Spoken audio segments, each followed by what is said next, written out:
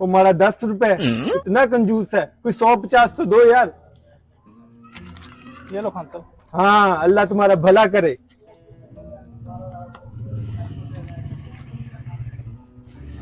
ये मौलवी हर साल चंदा इकट्ठा करता है पर मस्जिद पे नहीं लगाता, मरी टूट जाता है।